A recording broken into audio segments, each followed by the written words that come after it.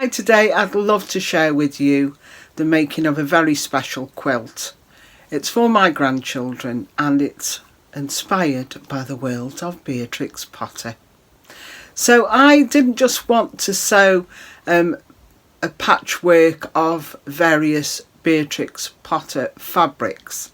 I wanted to make some specialised blocks that pertain to the different stories. So let me show you some of the blocks I've already made. Now I have time-stamped this vlog, so if you have already seen in my previous vlogs some of the blocks, then you can skip forward to the block I'll be making today. But for those who haven't, here are some of the blocks I've already made. So this is my first block I made. This is Mrs. Tiggywinkle. I purchased the linen from a charity shop and I decided to leave the edging on. So I think this was an old pillowcase or it might have been a cover what you use on the sofa, but I've left the edging on because I thought this was quite a pretty border. Okay, so I've used a cross stitch for this and I'll show you a picture of the cross stitch first of all. So this was from a magazine called Quick and Easy Cross Stitch, and this is the motif I chose. Now I'm showing you this because when you look directly at this you can't quite make out at first Mrs. Tiggywinkle. So I can because I've stitched her, but if you see on this the eyes and the nose, you can just about make out her eyes now and a nose on this one. So to cross stitch on this linen, because I don't know how many threads is in this linen, so I can't tell you the count, but let's say it was very fine, and if I'd have used the count of the linen it probably would have been about this big, the motif. But I've used this DMC soluble canvas. Okay, and this is a 14 count. Let me show you in a little bit more detail what it looks like. So I purchased this from Hobbycraft. Okay, and if you look at it closely you can see the little holes there. So basically you pop that on and pop it all in your hoop, and then you use the holes in the canvas as your guidelines for your cross stitches, you see. And once that's finished, you then once you're finished with your cross stitch, you then just pop this into some cold water and this melts away, this canvas does, you see. So it took a couple of soakings actually for it to completely go, but I'm quite pleased with how it's turned out. So I decided just to embroider on a few words what was actually in the cross stitch there. I mean, it's such a pretty one, this one is. I wouldn't mind actually stitching this for my granddaughter's bedroom. I think it'd look lovely. Now it has got a little design around the side, so I've just incorporated that in there. But yeah, I'm really happy with how this block has turned out. So this, as you can see, is irregular. It's not a square block, it's a rectangle. Now my next block I made, and you can skip, you know, I've time stamped this, so if you've seen these blocks before you can just go ahead and skip. So this one is Squirrel Nutking. Okay, sorry for the creases, but linen does crease so easily. I have overlocked around the edges to help prevent fraying. Now if you haven't got an overlocker, you could use a zigzag stitch on your machine if you're going to use linen, or if you haven't got a machine, just hand stitch with a blanket stitch. Okay. For the Squirrel Nutking block I used a method called thread painting, and I used this book for all my information. It's called Paint with Thread and it's by Emily Ferris. So I used one strand of DMC from my stash and a whole array of colours, as you can see, and I used a number 8 embroidery needle because I found that easier to thread up and stitch with. So that's how I made my squirrel nutkin block. The third block pertains to this book here. It's the Tailor of Gloucester, and I've actually chosen this image for my block. I'll show you how that's turned out. Now I actually used on here wax crayons, okay, for the tinting of the mouse's fur. This here I've thread painted this little spool of cotton. I thought would look lovely, you know, if I can get those colours in, as you can see on here, the different shades. So that's what I've done there. And then for the thimble, there's little dots on the, you know, the little dents in the thimble there. You can probably, if I bring it a bit closer, you can see I've just used some French knots. Okay, so in the book there's this illustration where the mice are actually stitching, and if we look, if I bring it a bit closer, you can see there's like a trellis of embroidered flowers. Okay, and I wanted to use that for the background, so that's what I've done there. And it took me quite a while to make this block, but yeah, I've used like a trellis and embroidered little flowers on. I mean, it's not perfect, but I think it brings the block a little bit more to life. Now I was just going to stitch, and I'm thinking of going in my stash and getting some old pearlised buttons out and just sewing 2 or 3 there, because it's a little bit off balance, so I think the buttons there will, you know, balance the picture out better. Now today I'm going to be working on the block pertaining to this book. It's the Tale of Mr. Jeremy Fisher.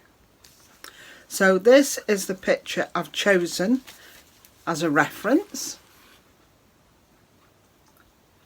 So let's start making this block. So let's start with this lovely cotton fabric that I'll be using.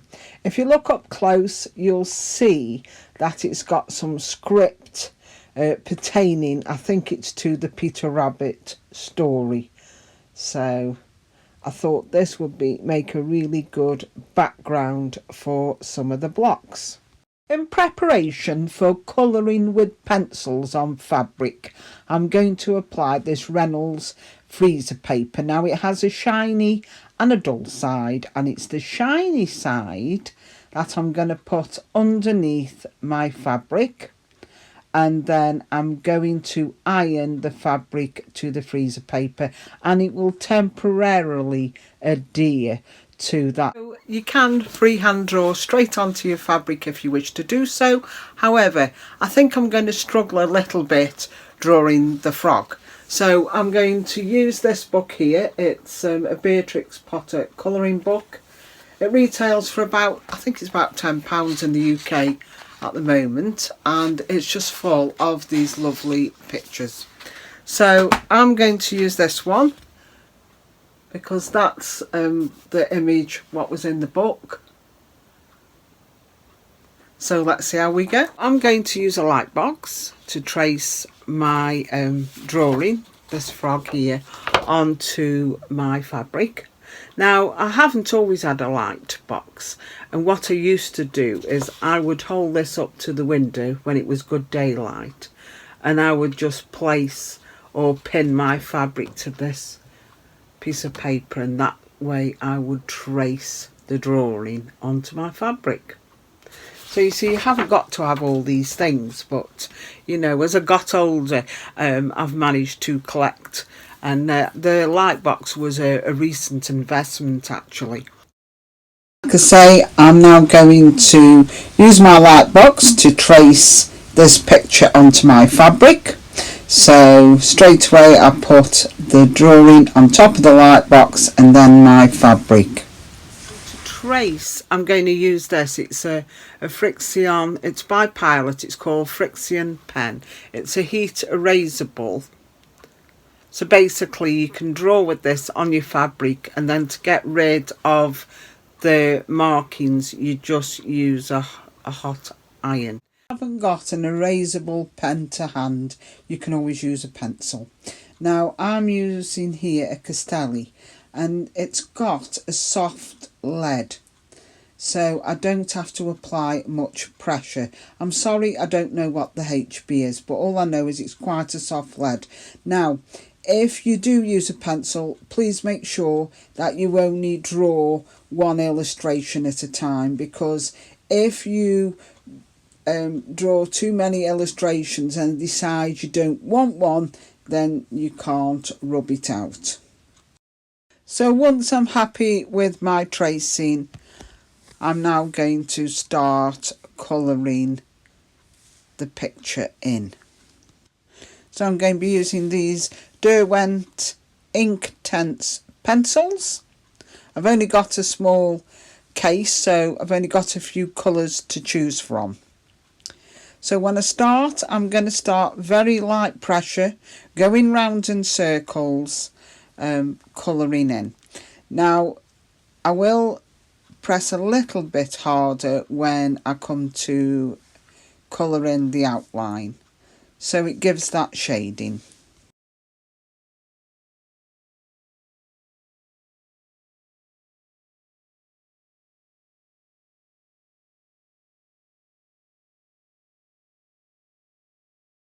To activate the colours, instead of using water, I'm going to use this, and it's by Jacquard, and it's called Textile 100 Colourless Extender, and I purchased this off Amazon. I only got a little pot because I don't expect to be doing a lot of these quilts, so I just got the small size. I don't think you need anything bigger. And then what I'm going to do is apply this to the colours. Now that will not only make them brighter, but it should also help to set the colour. So once the extender is dried onto the fabric, I will then use a hot iron to set the colour. Okay, so here's another look at the textile extender that I'm using. And I'm just going to dip a paintbrush into the pot. I'm only going to apply a small bit just to see how we go, because I've never done this before. I've popped a paper towel underneath the fabric just in case it leaches through to my desktop. But yeah, it's making the colour more vibrant. So what I do is I apply the extender only to the parts where I've used coloured crayons, and then I let the cloth dry naturally, and then I'm going to press the cloth with a hot iron to set the colour. Now just as a precaution, I do put a paper towel on the ironing board, then my fabric, and then I pop another piece of paper towel on top of the fabric, just to protect the ironing board and fabric during the pressing process. I need to choose some embroidery colours, and I want them to match these. So I've gone to my DMC collection. These are some of the colours, you see, that I'm looking at. So, which I think will go quite nicely. So we'll see how we go. So I'm going to look at, hooping this now. So we'll see about there, I think. See how we go.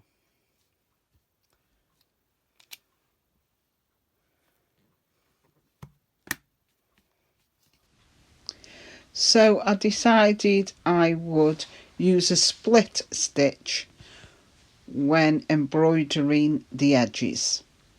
So as you can see, I love to come up in the fabric and then I go down into the stitch to split it. You see, I go about a third of that stitch there and then I go down. I just find it easier. Some people will come up and split the stitch. I prefer to go down, so I just find it far more easier. So there we are, we're just going to go down into that stitch, and it just shows off the colours better. I think it just gives it some definition. I did forget to mention, for the split stitches I'm using a size number 8 embroidery needle and 1 strand of DMC thread. Now for the embroidery, you know, on his legs and on his Macintosh there, I've used 2 strands. So I've used a thicker needle, so it's got a bigger eye. I think that might be a number 5, you know. I don't know, it was in my pin cushion, but it was just thicker and easier to, you know, have the 2 threads.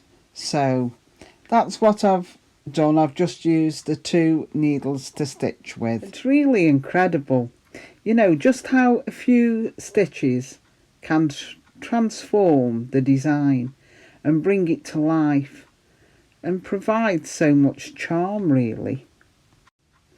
Okay, so I will condition my thread. I usually use some wax or thread conditioner. But anyway, my thread's knotted, so here's a tip. If this happens, insert your needle into the loop and pull your thread both sides, and there you go. Hey presto, the knot should disappear.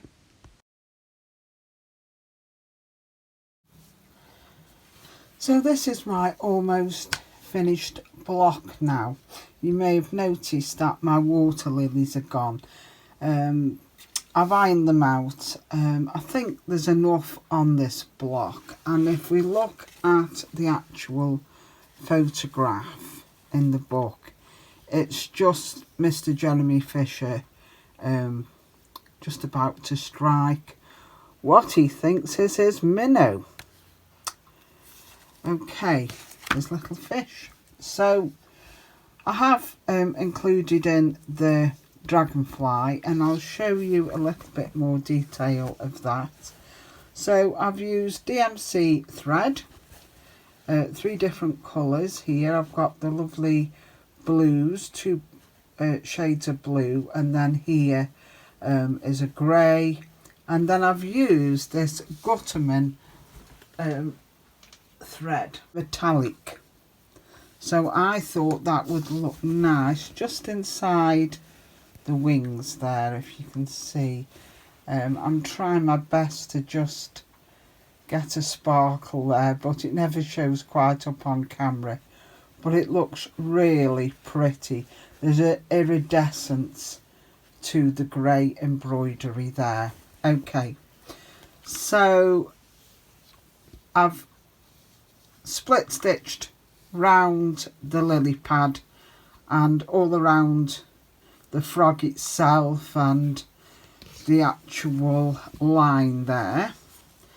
Now when I initially coloured this with the Derwent, I didn't have a lot of brown pencils, so I've just finished off, because it was looking rather yellow, I've just finished off with some wax crayons, and then I've ironed over a paper towel. I've popped a paper towel over, ironed on top to set the wax crayon into the fabric. I've embroidered around his galoshes, just the split stitch, and then I've highlighted the stripes on his leg and the patches on his Macintosh. Now for his fishing basket, if I bring it a bit closer, you can see that I've actually used a basket stitch weave on there. So the stitches, the weave's going that way, and then for the top of the basket it's going vertically. So I think that's enough now. All I need to do is just to draw in some of the water rings, just to show that is in water. Now I'm not going to go too far. I'm just going to put a couple of rings around the float and just around the lily pad, and I think that's enough for this block. So all I'm going to do is draw just some guidelines.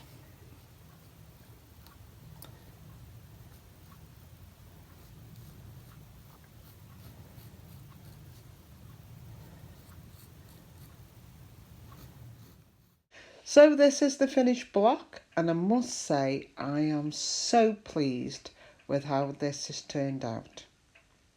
So initially I was going to embroider some water lilies in the background, but I just think it was too much.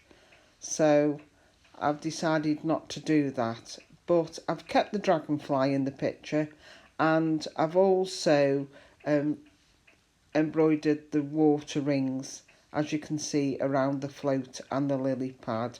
I used a split stitch.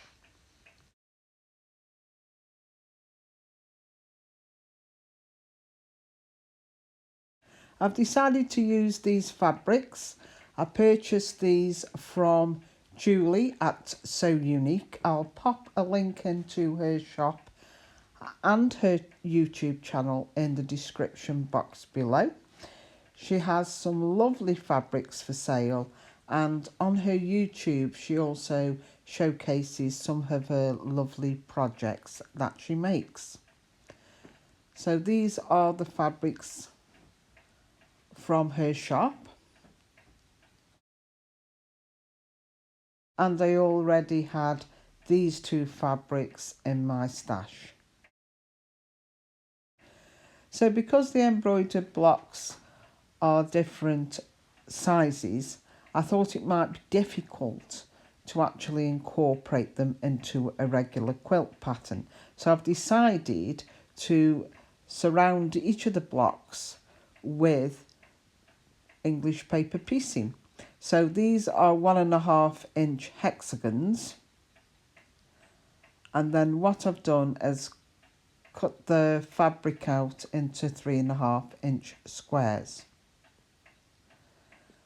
So when I put the hexagon on top of the fabric, I should have enough room to comfortably fold the fabric to cover the hexagon.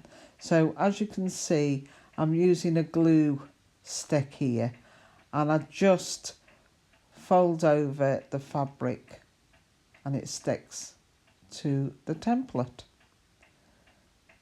So it's easier for me to use this method.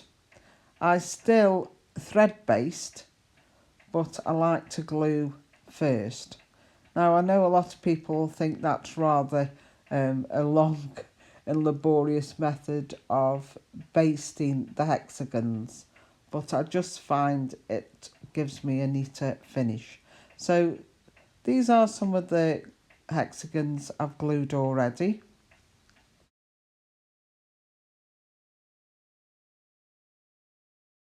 So there are lots of tutorials available on YouTube showing you how to English paper piece, especially how to thread baste. So I'll pop some links in to a couple of good tutorials for you, and yeah, as you can see, I've thread basted, and when I get to a corner I put a couple of extra stitches in. So like I say, I'll pop a couple of links into some tutorials, and then later I will stitch the hexagons together. So once I've got a few hexagons thread basted, I stitch them together. So as you can see, I've stitched these around one hexagon there in the centre to make a flower. And on the Mrs. Tiggywinkle fabric, I've fussy cutted around her so that she's the centre of the hexagon. I then sew the flowers together, so it's getting bigger now, you see, and these will border the embroidered blocks.